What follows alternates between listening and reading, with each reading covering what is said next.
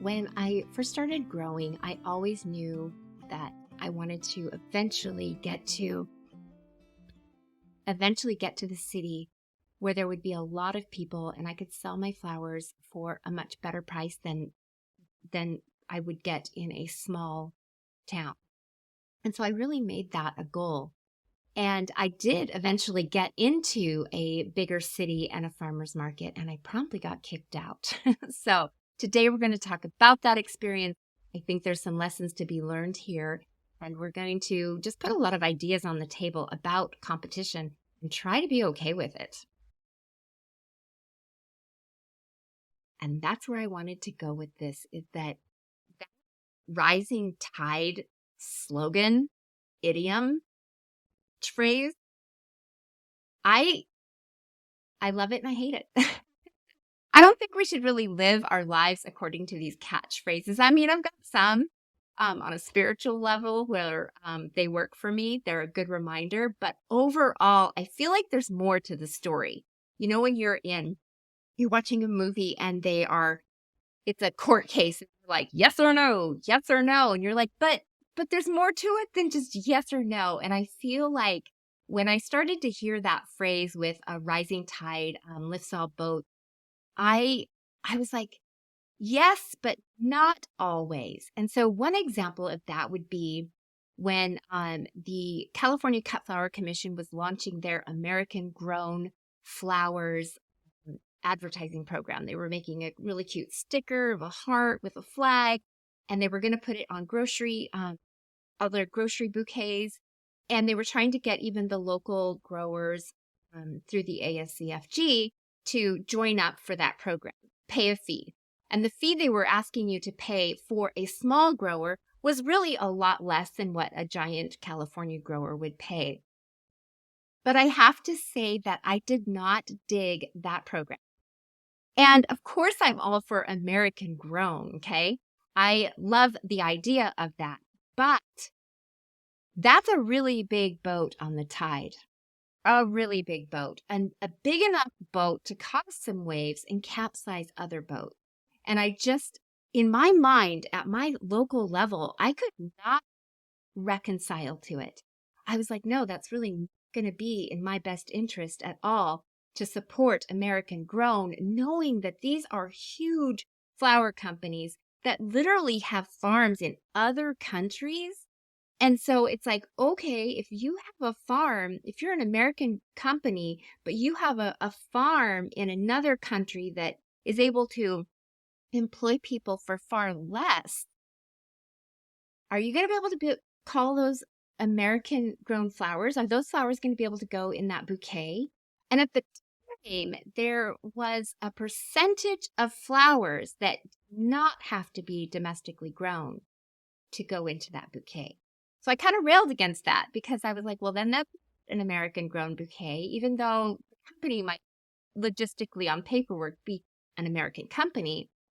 And I really worried about, you know what? I've been on enough boards to know that it only ever takes the change up of a few board members to change the rules of anything. So it was like, was that percentage going to grow and be something else? So what is kind of a healthy competition? And I think we should just put on the table right away that, you know, if I'm at the farmer's market, I'm loving the idea to see another flower farmer come. Like I think I would be like the lady that was like, Paula, you're flooding the market with your flowers.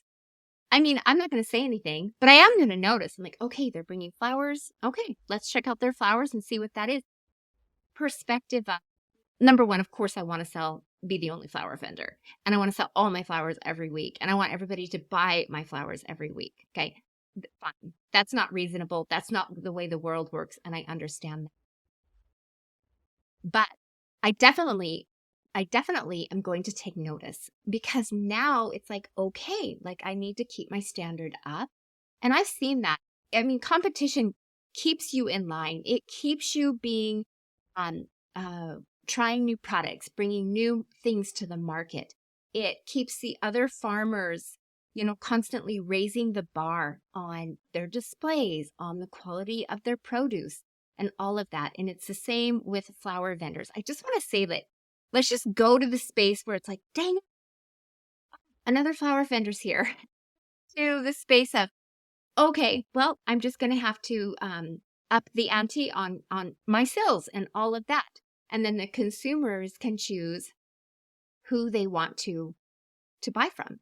And the three that were in Sandpoint and the vegetable farmers that would bring their flowers, it never bothered me. I just didn't look up. I know who I was. I know what I could do. And it just literally never bothered me. Here's where I want to go with this. It's like, don't be an idiot like I was. Oh my gosh. Do not show up. Here is your warning.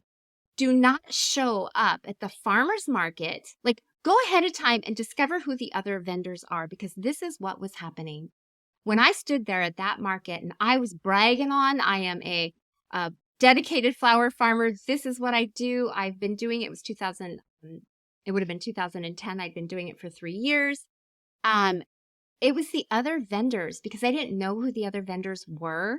It was the other vendors coming down to check me out, like you would do. I guess you would do that.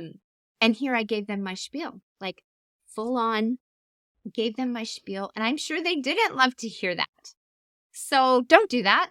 Just don't do that. Be a little more humble pie and just be like, do the best you can, but recognize that not everybody understands and plays that game fairly. And in the long run, I think they ended up changing their rules so that 2 counties down could not really apply, which ousted me. And I want to say, because I can hear some people out there saying, well, if, we got to adjudicate the products a little bit because we don't want too much of one thing. But when it comes to farmers and flowers, like, okay, maybe you don't want 10 crocheters. I don't know. I might be a little hard on the crafting side. I'm not. I love my crafters. Truly. I want crafters at my farmer's market. I want a beautiful diversity of people so that the customers will come. But, man, I just feel like I have that story in my history, and I feel like it can be used in the wrong way if you are not careful. And so that's why I think it's like, okay, can we watch the sales? Can we see how people are selling so that we can watch what the consumers are wanting and provide that so that we can get more and more consumers? I feel like that's a good business thing to do, and that don't use the board and all of those guys to the bureaucracy of things to police your competition, because that's just not freedom. That's not free market. It's not right.